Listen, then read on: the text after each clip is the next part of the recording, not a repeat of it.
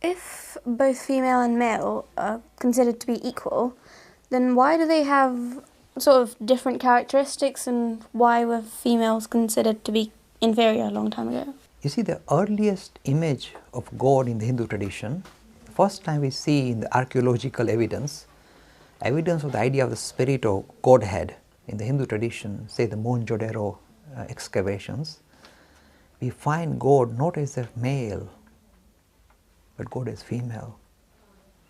So female were never in the ancient past, I mean, to say that female were kind of denigrated or considered to be second rate is not true from the very ancient Vedic period. In fact, you may be surprised to hear this. If you look at some of these sculptures, very ancient sculptures, you can see girls also wearing a janoi, you know, the sacred thread, that the only males are supposed to have janoi ceremony, etc. If you see some of the ancient sculptures, you will see females also having a janoi. The females took part in every aspect of society in ancient times. I mean, do you know the story of Kaikeyi? The reason why Kaikeyi got those boons from Dasharath? Because she went in the field with Dasharath to fight an enemy. And she was one of the queens who was taking a bow and arrow and shooting the enemy. So she was taking on all the male role as a kind of dynamic fighter. So when you see the avatar, there's nothing new. We know it. Women can be fighters. So women were given a role, equal role in every aspect of society, including being fighter. In the story of Dasharath, this is what happened. I think, I'm trying to remember, because this is a very old story.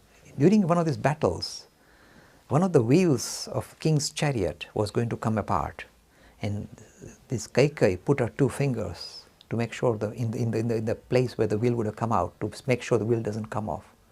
And Dasharath was so proud. She said, "I'll give you two boons." And remember what the two boons turned out to be. But this is because Kaikeyi was a fighter. He used to go with Dasharath for fights.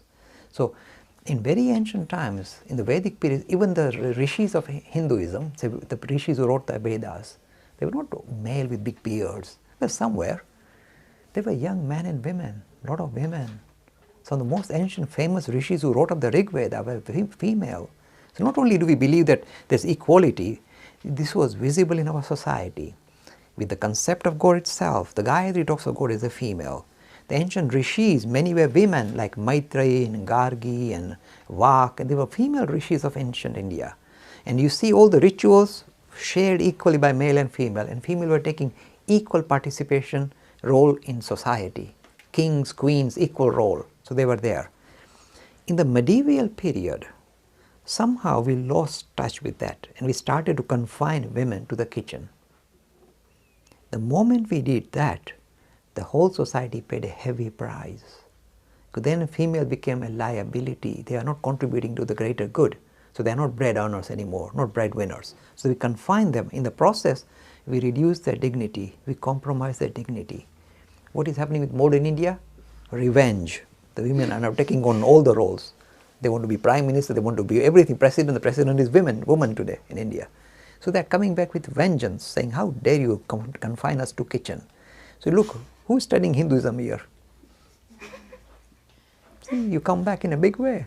Well, I know we can just token gesture from the male side. You see, this is how, recognize that during a certain period in history, we made this mistake and we paid a heavy price. Because once you, suppose half the population you confine and don't let them become vibrant and active, the whole society, pays a heavy price. It collapses. So we paid a heavy price, and it's now being readdressed, and women are coming back in force, and let it be, because it balances out the debate. The only problem now is the women are getting so strong and so strong-willed. The male are struggling and suffering. You ask any home who is ruling the house, they say, oh, in the kitchen, the home minister, they control. It's happening in reality.